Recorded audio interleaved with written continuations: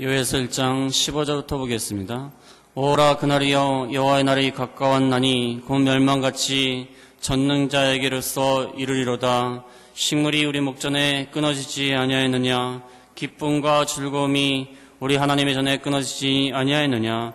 씨가 흙덩이 아래서 썩어졌고 창고가 비었고 곡간이 무너졌으니 이는 곡식이 시들었음이로다. 생축이 탄식하고 솥대가 민망해하니 이는 꿀이 없음이라. 양떼도 피곤하도다. 여호와여 내가 주께 부르짖으오니 불이 거친 들에 풀을 살랐고 불꽃이 밭의 모든 나무를 살랐음이니이다. 들짐승도 주를 향하여 헐떡거리오니 시내가 다 말랐고 들의 풀이 불에 탔음이니이다. 아멘.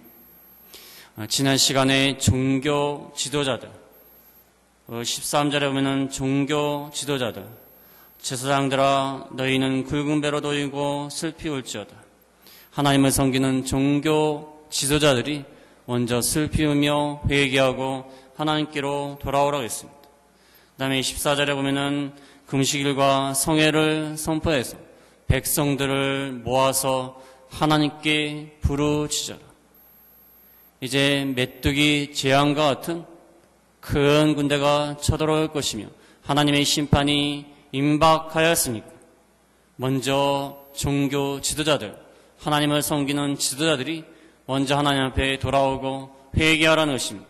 또 백성들도 모아서 하나님 앞에 부르짖도록 그렇게 하여라 말하는 것입니다. 그 다음에 오늘 15절에 보겠습니다. 오라 그날이여 여호와의 날이 가까웠나니 곧 멸망같이 전능자에게로서 이르리로다. 오라 그날이여. 슬프다 그날이요. 참으로 슬픈 그날이 찾아온다는 것입니다.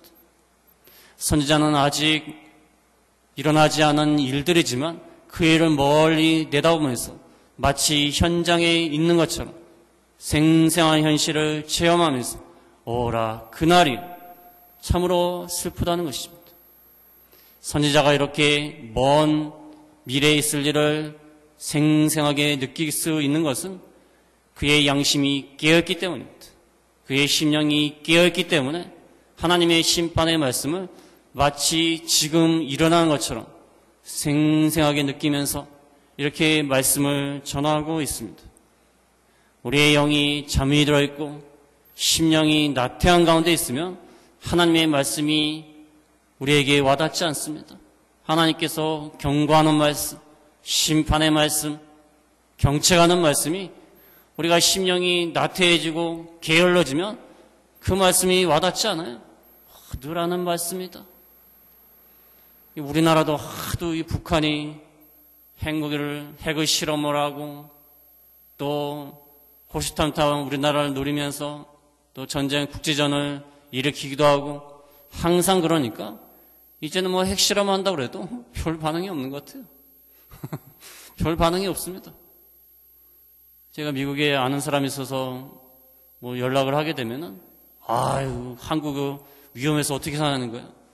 이제 핵무기가 발사되면은 큰일 났다는 거야. 염려가 되지 않냐는 거야. 저는 뭐 늘 그렇기 때문에 아무 생각이 없다고 했어요. 무슨 뭐 국민들도 뭐 별 반응이 없고 늘 그러니까 뭐 별 반응이 없어요. 우리가 무뎌진 것 같아요. 마찬가지로 우리가 심령이 깨어있지 않으면 나태한 가운데 있으면 하나님이 심판하신다고 해도 별 반응이 없습니다. 뭐 그런가 보다. 하나님의 말씀에 너를 심판할 것이다. 너가 그렇게 죄를 짓다가는 하나님이 형벌을 가하실 것이다. 그러나 심령이 나태한 가운데 있으면 그 말씀이 와닿지 않습니다. 늘 그러나 보다. 뭐 하나님의 말씀은 늘 그렇지 뭐. 늘 하는 말씀이다. 우리의 심령이 나태한 가운데 있으면 말씀이 와닿지 않습니다. 그러나 이 선지자는 하나님의 말씀이 먼 미래의 예언의 말씀이지만 현장에서 생생히 체험하는 것처럼 슬프다 그날이야. 오라 그날이여 여호와 날이 가까웠도다. 이렇게 말씀하고 있는 것입니다. 우리의 영이 깨어있어야 돼요. 심령이 깨어있어야 됩니다. 하나님의 말씀을 들을 때 와닿아야 돼요. 감동이 와야 됩니다. 제가 모태신앙이라 어렸을 때부터 말씀을 배웠기 때문에 또 성경에 대해서는 어렸을 때부터 잘 알아요. 늘 들으니까. 근데 말씀이 이렇게 와닿지 않았어요. 근데 군대에 처음 들어가가지고 힘들게 훈련을 한 다음에 일주일이 지나고 주일날 예배를 드리는데 제가 생각하는 지금 그 목사님 말씀이 그렇게 은혜가 되는 말씀은 아니었던 것 같아요. 잘 가르치시는 목사님 아니에요. 그런데 말씀 한마디 딱 하는데 하나님의 사랑 이렇게 얘기를 하시는데 하나님 얼마나 우리를 사랑하시는가. 근데 눈물이 나는 거예요. 눈물이 얼마나 나는지 모릅니다. 계속 울었어요. 저는 평생 어렸을 때부터 교회를 다녔지만 말씀을 듣고 이렇게 눈물을 흘린 적이 별로 없었던 것 같아요. 그때 당시에는 말씀을 듣고도 이렇게 감동을 받지도 않고 눈물이 나지도 않았어요. 근데 어려운 상황에 처하니까 하나님이 얼마나 우리를 사랑하시는가 말씀 한마디 하는데 눈물이 나는 거예요. 우리의 심령이 깨어있지 않으면 하나님의 말씀이 말씀으로 와닿지 않습니다. 경고로 와닿지 않아요. 이 선지자는 깨어있는 것입니다. 깨어있는 거예요. 지금 이스라엘 나라, 지금 유다가 망하게 되었습니까? 지금 유다 나라가 심판이 가까웠습니까? 그렇지 않아요. 지금 상황은 평온한 상태이고 그렇게 나라가 위기에 처한 것도 아니에요. 그러나 선지자의 눈에는 이들의 죄악이 관영하기 때문에 하나님의 심판이 임박하였음을 느끼는 것입니다. 우리가 하나님의 말씀을 참으로 깊게 느끼고 또 그 말씀을 감동 있게 와닿게 느낄 수 있는 것은 우리의 심령이 깨어 있어야 됩니다. 우리의 심령이 나태한 가운데 있으면 아무리 천사가 나타나서 경고의 말씀을 해도 와닿지 않습니다. 선지자는 이렇게 깨어 있었다. 그 다음에 여호와의 날이라고 했습니다. 구약 선지서에 보면은 여호와의 날이라는 말이 16번, 약 16번 정도 사용됐다고 합니다. 여호와의 날. 여호와의 날이라는 것은 역사의 한순간에 하나님께서 극적으로 개입하시는 날입니다. 초자연적인 현상이 일어나면서 하나님께서 역사에 개입하신 날이에요. 그래서 이 여호와의 날은 최후의 날은 예수님께서 재림하실 그 최후의 날, 지구 종말의 날, 세상 끝, 이게 다 여호와의 날입니다. 세상 끝, 또 최후 심판의 날, 주님이 재림하실 날, 이 여호와의 날, 역사의 한순간에 주께서 개입하셔가지고 그 하늘과 땅을 다 심판하시는 날, 모든 택한 백성을 구원하시는 날. 그래서 여호와의 날은 구원과 심판이 동시에 이루어집니다. 하나님을 믿는 사람들, 하나님을 끝까지 경외하는 남은 자들은 하나님이 구원하시고, 그러나 하나님을 끝까지 믿지 아니하고 하나님을 믿지 않고 우상을 섬기고 그런 자들은 하나님이 심판하시는 이 구원과 심판이 동시에 일어나는 날이 바로 여호와의 날입니다. 이 여호와의 날, 세상 끝에 있을 여호와의 날. 근데 하나님께서 이 여호와의 날 앞에 전저로서 여호와의 날이 이렇다, 이렇게 생길 것이다, 이러한 현상이 일어날 것이다 하면서 전저 현상을 주십니다. 이게 요엘에 나와 있는 메뚜기 재앙이에요. 메뚜기 재앙을 보면서 메뚜기가 다 식물을 갈아 먹어치는 것처럼 이것을 보면서 여호와의 날에 이거보다 더 큰 심판이 임할 것이다, 전저로서 보여주시는 거예요. 한번 맛을 보여주시는 겁니다. 하나님의 최후의 심판의 날이 이렇게 혹독할 것이다, 심판이 무섭게 임할 것이다, 그것을 보여주시는 거예요. 그래서 요에서에는 메뚜기 재앙도 나와 있고 또 아스르 군대가 이제 쳐들어올 것이다. 또 후에는 바벨론 군대가 쳐들어와서 유다를 멸망시키는 일, 그러한 일을 통해서 그 전조를 보여주시는 거예요. 그래서 여호와의 날은 이거보다 더 크고 두려운 날이 될 것이다. 그래서 거기 2장 2절에 보면은 2장 2절에 곧 어둡고 캄캄한 날이, 어둡고 캄캄한 날이다. 여호와의 날은 어둡고 캄캄한 날이다.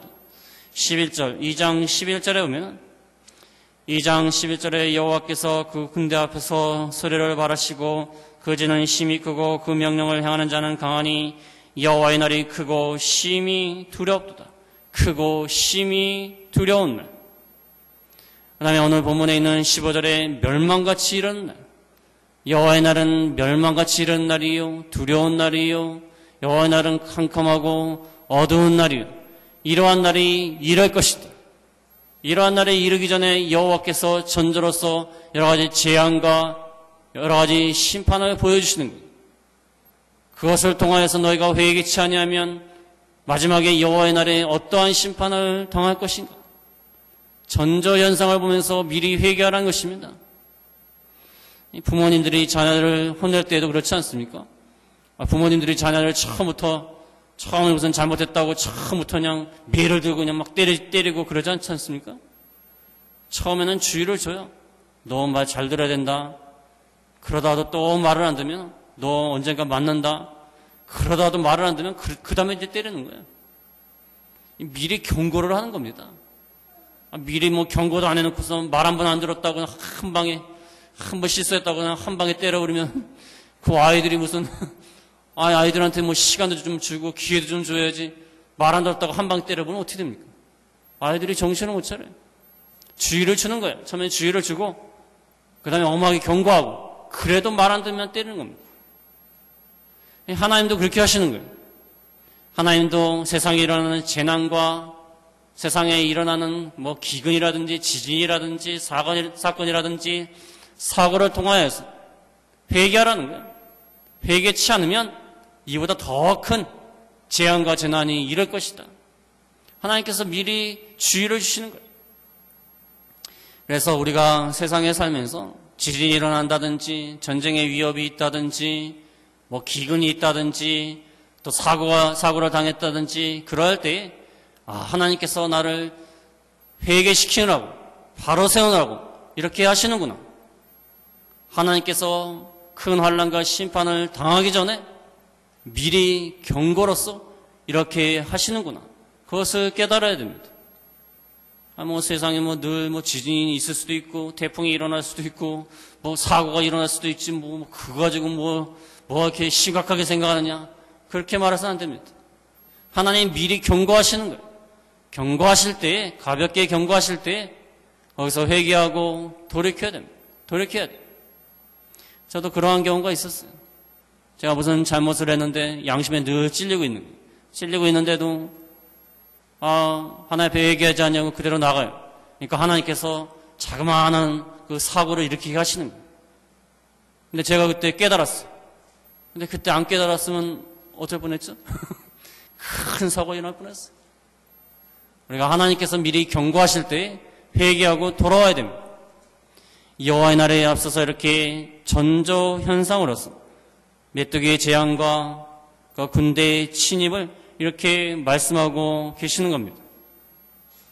그 다음에 16절에 보겠습니다. 16절에 식물이 우리 목전에 끊어지지 아니하였느냐 기쁨과 즐거움이 우리 하나님의 전에 끊어지지 아니하였느냐. 16절부터 끝에 20절까지는 이제 인간의 범죄로 인하여서 그 심판과 그 재앙이 식물과 동물에게 미치는 것을 표현하고 있는 것입니다. 식물과 동물에게 미치는 것. 식물과 동물에게 미침으로 결국 인간에게도 해악이 되는 것입니다. 식물이 다 끊어졌습니다. 메뚜기 재앙으로 통하여 식물이 다 끊어졌어요. 식물을 다 먹어치웠습니다. 기쁨과 즐거움이 하나님의 전에 성전에 끊어지지 아니하였느냐. 식물이 다 끊어지니까 먹고 살 것도 없는데 하나님께 바칠 것은 더욱더 없습니다. 그러니까 하나님의 전에 다 끊어졌다는 거예요. 기쁨과 즐거움이 끊어졌습니다. 하나님께 바치면서 하나님께 감사하면서 하나님 앞에서 먹고 마시고 즐거워했는데 그것이 다 끊어졌다는 것입니다. 신명기 12장 6절에 보겠습니다. 신명기 12장 6절에 너희 번제와 너희 희생과 너희의 11조와 너희 손의 거지와 너희 소원제와 낙헌 예물과 너희 우양이 처음 나온 것들을 너희는 그리로 가져다가 드리고 거기 곧 너희 하나님 여호와 앞에서 먹고 너희 하나님 여호와께서 너희 손으로 수고한 일에 복주심을 인하여 너희와 너희 가족이 즐거워할지니라. 하나님 앞에 많은 제사를 드리고 여러 종류의 제사를 드리고 예물을 바친 다음에 하나님 앞에서 먹고 마시고 즐거워하면서 여호와께서 우리에게 복주심을 인하여 즐거워할지니라. 그래서 우리가 하나님 앞에 바로할 때, 하나님 앞에 믿음을 잘 쓸 때에는 하나님께서 복을 내려주십니다. 우리가 수고하는 일에 복을 내려주셔서 우리 생업 가운데도 복을 내려주시고 우리 하는 일에도 형통한 길로 인도해 주셔서 많은 것을 얻게 되면 하나님 앞에 또 바칩니다. 하나님께 바치면서 하나님께서 우리에게 복주심을 인하여 즐거워하면서 그 앞에서 먹고 마시면서 가족들끼리 즐거워하는 것입니다. 이것이 얼마나 아름다운 모습입니까? 그러나 이제는 하나님 앞에 범죄하니까 양식이 다 끊어졌어요. 곡식이 없습니다. 하나님께 바치지 못합니다. 하나님께 바치지 못하니까 하나님께 제사할 수 없어요. 하나님께 제사도 못하겠고 또 그 앞에서 즐거워할 수도 없고 또 생계가 위협을 당하는데 무슨 즐거움이 있겠습니까? 이게 얼마나 비참한 거예요. 제가 요에서 시작할 때도 말씀드렸죠. 하나님 앞에 바라면 하나님이 복을 내려주시고 복을 내려주시면 하나님께 더 많은 것을 바치고 더 많은 것을 바치면 하나님이 더욱더 복을 내려주시고 그래서 우리가 신앙생활이 잘 되면은 일상생활도 바로 되는 것입니다. 하나님 앞에 바로하면은 일상의 생활도 바로 되는 거예요. 이것이 얼마나 아름다운 것입니까? 그러나 지금 이스라엘 백성들은 그렇지 못한 거예요. 하나님 앞에 범죄함으로 재앙을 당해서 빈손이 되니까 하나님께 바칠 것이 없고 하나님께 바치지 못하니까 하나님과의 관계가 끊어지고 성전에서 하나님께 예배하면서 즐거워야 되는데 그러한 일이 다 없어졌다는 거예요. 이게 얼마나 안타까운 일입니까? 그 다음에 17절에 보겠습니다. 17절에 씨가 흙덩이 아래서 썩어졌고 창고가 비었고 곡간이 무너졌으니 이는 곡식이 시들어 스미로다. 설상가상으로 17절 말씀은 기근까지 찾아왔다는 거예요. 기근이 찾아왔습니다. 메뚜기 재앙으로 이제 녹색이란 것들은 다 먹어치웠는데 이제 또 기근까지 와요. 씨가 흙덩이 아래서 썩어졌습니다. 이 가뭄에 들면 씨가 말라 비틀어진대. 단단히 굳어진다고 합니다. 이 씨를 뿌려놓는데 씨가 썩어졌다는 것은 그들의 미래가 없다는 것입니다. 그렇지 않습니까? 씨를 뿌린 다음에 농부들이 희망을 안고서 농사를 열심히 짓지 않습니까? 씨를 뿌린 다음에 열매 맺을 희망, 소망, 또 거기에서 곡식이 나올 소망, 그것을 가지고 씨를 뿌리는데 씨가 다 말라 비틀어졌어. 소망이 없습니다. 오랜 가뭄이 일어나니까 창고가 다 비었어요. 쌓아놓을 곡식이 없습니다. 곡간이 무너지고 이는 곡식이 시들어 스미로다. 기근이 오랫동안 되는 것입니다. 오랫동안 기근이 일어나니까 이제 미래의 소망이 없습니다. 아무것도 기대할 수가 없는 그런 상황 가운데 빠져들었다는 것입니다. 그래서 하나님께서 때로는 이런 재난을 통하여서 하나님이 우리를 심판하시고 우리를 경고하시는 겁니다. 이 설상가상으로 이렇게 돼요. 그래서 하나님이 심판하실 때 보면 참으로 두렵습니다. 하나님이 심판하시는 모습은 참으로 두려워요. 인간이 감당할 수 없는 그러한 일들이 계속 일어나는 경우가 있어요. 제가 아는 분이 어떤 사고를 당했는데 그 사고를 연속해서 당하는 거예요. 참 하나님이 한번 치시니까 무섭더라고요. 정말 무섭습니다. 인간이 감당할 수가 없어요. 기근은 지금도 감당하기 힘든데 그 당시의 기근은 얼마나 힘들겠습니까? 지금이야 뭐 물을 끌어오는 펌프라도 있지. 그 당시에 기근은 어떻게 해결하겠습니까? 기근을 해결할 방법이 없으니까 하늘에 제사를 드리고서 무슨 제사라고 하죠? 무슨 제사라고 하죠? 기우제라고 하나요? 기우제를 열심히 드리지 않습니까? 이 기우제 열심히 드리면 뭐합니까?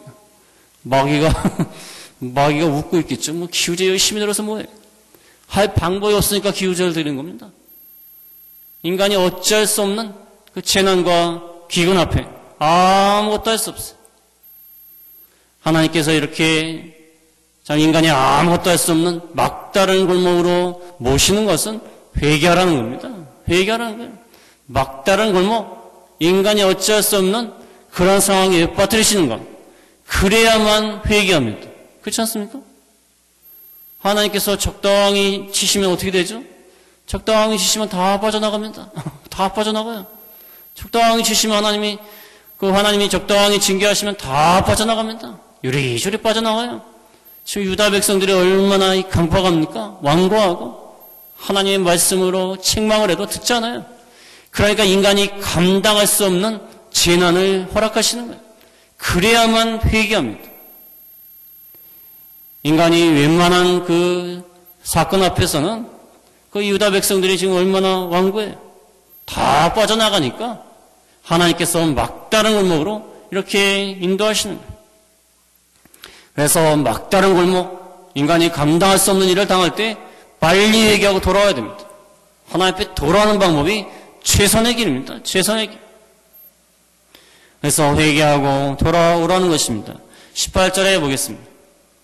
18절에 생축이 단식하고 솥대가 민망해하니 이는 꼴이 없음이라. 양떼도 피곤하도다. 이제 동물들에게까지 영향을 미칩니다. 이 18절 앞에 보면은 원문에는 어찌나로 시작합니다. 어찌나 생축이 단식하고 솥대가 민망해하니. 솥대가 민망해한다는 것은 당황한다는 뜻이 있습니다. 어쩔 줄 모른다. 이는 꼴이 없음이라. 양떼도 피곤하도다. 가축들이 꼴이 없으니까, 초장이 없으니까, 먹을 것이 없으니까 민망해하고 당황해하고 어찌할 줄 모르는 그러한 가운데 빠진다는 거예요. 여기 양떼가 피곤하다는 말은 죄값으로 벌을 받았다는 뜻입니다. 죄값으로 벌을 받았다. 무슨 양떼가 죄를 지었겠습니까?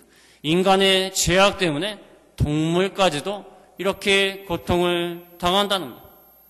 인간의 범죄로 인하여 모든 자연 만물이 고통하고 신음하고 있습니다. 넘어와서 8장 22절에 보면은 넘어와서 8장 22절에 피조물이 다 이제까지 함께 탄식하며 함께 고통하는 것을 우리가 아나니. 피조물이 탄식하고 고통을 당합니다. 인간의 범죄 때문에. 그 아담이 범죄하니까 땅에서 엉겅퀴와 가시가 나지 않습니까? 엉겅퀴와 가시가 나는 거예요. 또 인간이 범죄하고 먹고 마시고 시집가고 장가가니까 노아 때는 홍수가 일어나니까 애꿎은 동식물들이 다 물에 다 잠겨가지고 다 죽지 않습니까? 인간의 범죄 때문에 모든 동식물, 만물들이 고통하고 탄식하는 거예요. 이 동식물이 말을 못해서 그렇지 감정이 있다 그러면은 이 인간들이 참으로 얄미울 것 같아요. 이 인간들 때문에 다 이런 고통을 당하는 거 아닙니까? 인간들 때문에 동물들이 서로 잡아먹습니다. 인간들 때문에 그 지구가 온전치 못해져가지고 많은 재난이 찾아오고 많은 기후 변화가 찾아오고 다 인간들 때문에. 자연이 얼마나 파괴가 됩니까? 인간들 때문에 그 자연이 파괴되고 환경이 훼손되고 다 인간들 때문에. 인간이 얼마나 악하고 범죄함으로 인하여 이 만물들이 고통을 당하는가.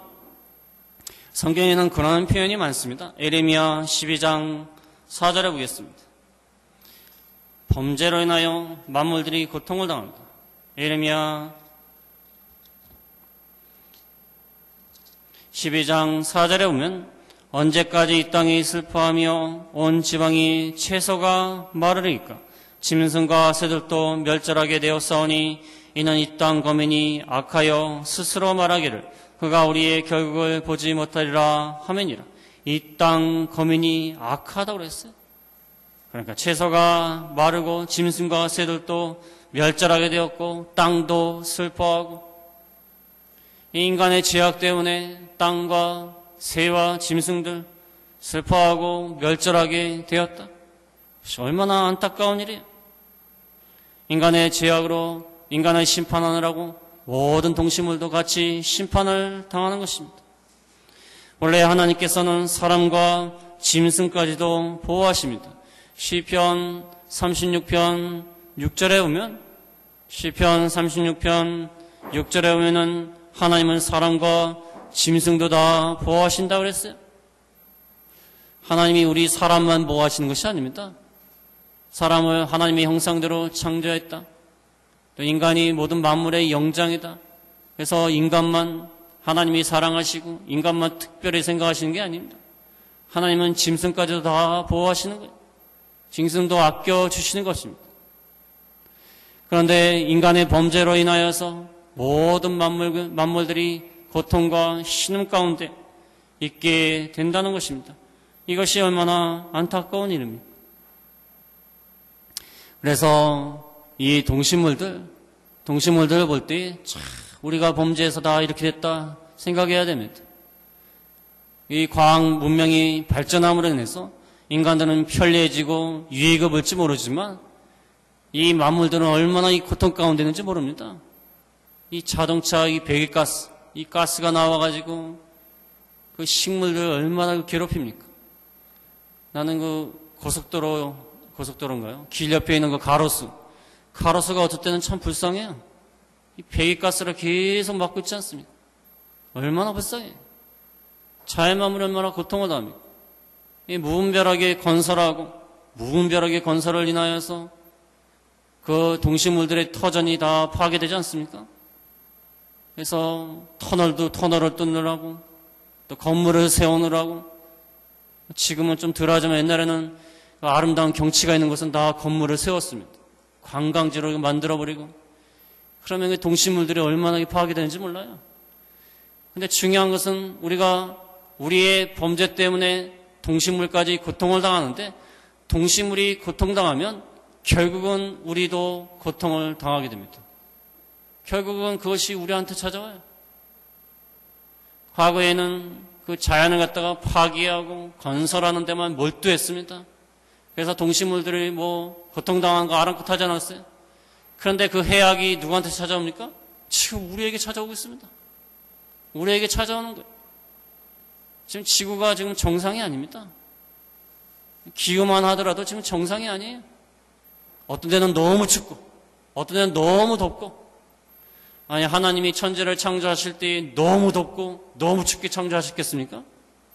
하나님이 인간이 살만한 것으로 창조하셨는데 인간들이 지금 다 망쳐나가지고 지금 지구가 지금 병들어 있습니다. 인간에 의해서 얼마나 파괴되고 훼손되는지 모릅니다. 근데 중요한 것은 파괴와 훼손을 인해서 유익을 인간이 보았지만 그 해악이 우리 인간에게 도로 찾아오는 거예요. 참 이것이 참 하나님의 심판입니다. 그래서 소떼도 민망하고 생축도 단식하고 양떼도 피곤하도다. 19절에 보겠습니다. 19절에 여호와여 내가 주께 부르짖으오니 불이 거친 들에 풀을 살랐고 불꽃이 밭의 모든 나무를 살랐음이니이다. 여호와여 내가 주께 부르짖으오니 지금 이 말씀을 듣는 유다 백성들은 회개하지 않습니다. 회개하지 않아요. 요엘 선지자의 말씀을 무슨 불구경하듯이 강 건너 불구경하듯이 늘 하는 소리로 아무 의미 없는 소리로 받아들여요. 그러나 요엘 선지자는 내가 주께 부르짖으오니 아직 이런 심판이 임한 것은 아닙니다. 먼 미래에 있을 일입니다. 그러나 유다 백성들이 당할 고통을 생각하면서 하나님께 회개하고 있습니다. 이들에 대한 안타까운 마음, 연민하는 마음으로 하나님께 회개하는 거예요. 불이 거친 들의 풀을 살랐습니다. 불꽃이 밭의 모든 나무를 살랐습니다.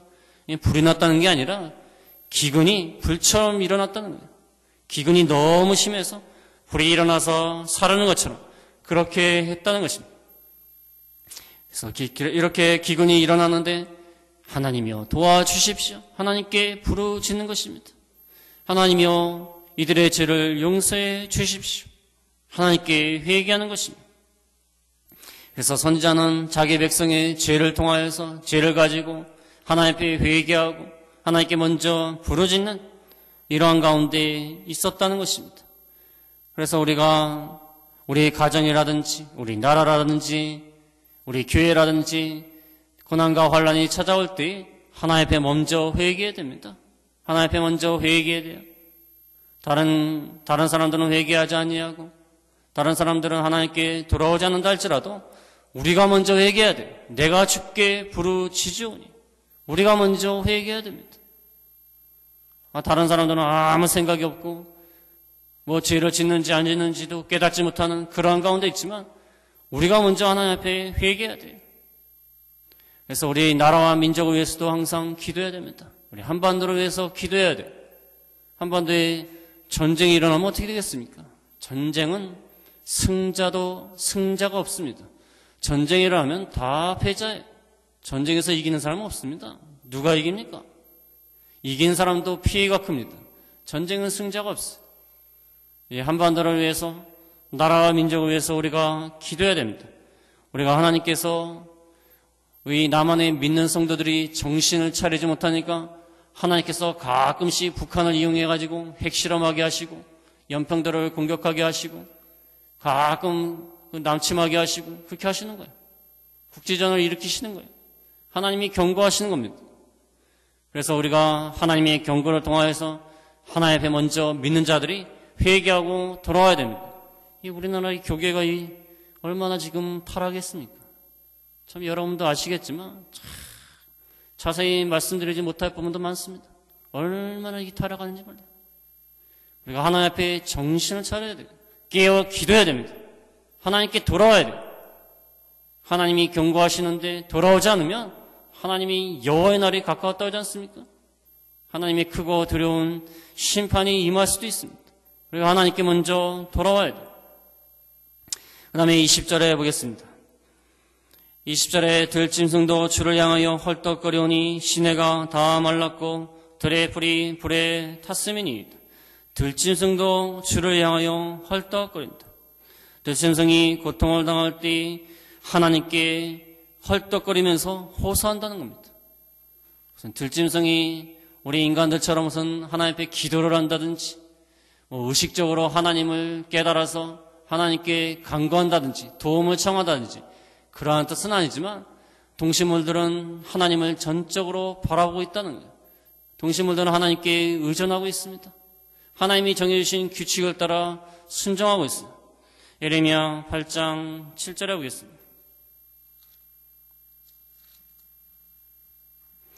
예레미야 8장 7절에 보면 공중의 학은 그 정한 시기를 알고 방구와 제비와 두루미는 그 얼때를 지키거늘 내 백성은 여호와의 규례를 알지 못하도다 하셨다. 공중의 학은 정한 시기를 안다. 방구와 제비와 두루미는 올때를 지킨다. 이 동식물들은 하나님이 정한 규칙을 알고 그 규칙에 순종하면서 삽니다. 순종하면서 살아요. 하나님께 철저히 의존되어 살고 있습니다. 존재하고 있습니다. 그래서 들짐승이 주를 향하여 헐떡거린다는 거예요. 하나님께 철저히 의존되어 있고 하나님의 규칙에 철저히 순종하면서 존재하고 있어요.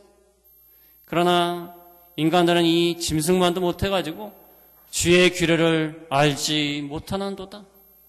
하나님의 말씀을 알지 못하고 하나님의 말씀대로 살지 않는다는 거예요. 이 새들도 얼마나 자기 새들도 그 계절에 따라서 옮겨다니는 새들 있지 않습니까? 철새들. 정확하게 옮겨갑니다. 정확한 날짜에 정확하게 옮기는 거예요. 또 물고기들도 어떤 물고기는 새끼를 낳으려고 자기가 태어난 곳으로 다시 돌아오지 않습니까? 정확하게 돌아오는 거예요.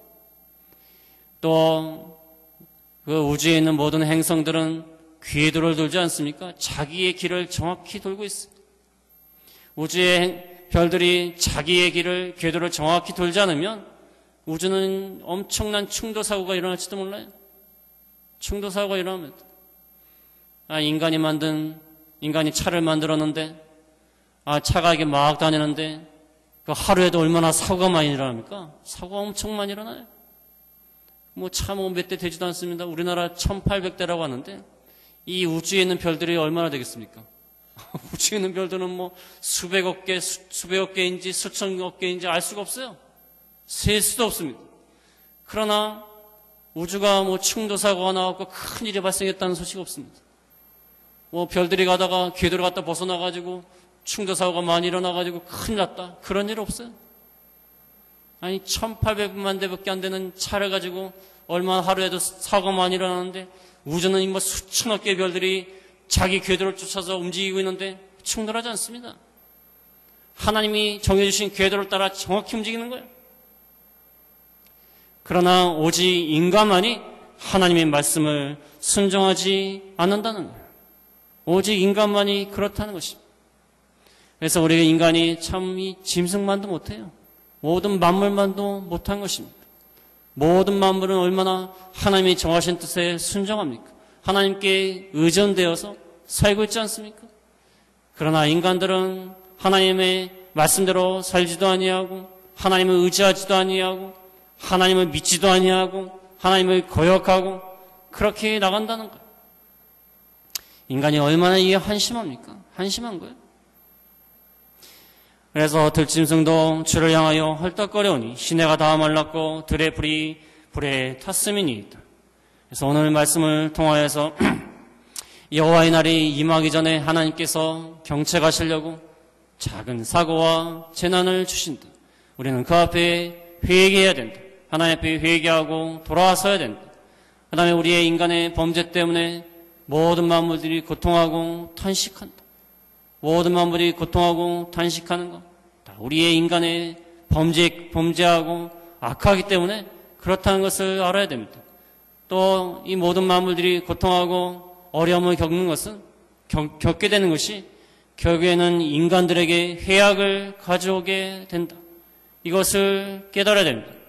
그 다음에 마지막으로 모든 만물들이 하나님의 정하신 규칙에 따라 순종하는 것처럼 우리도 하나님 말씀에 순종하고 하나님 말씀대로 순종하는 삶을 사는 저희가 다 되어야겠습니다.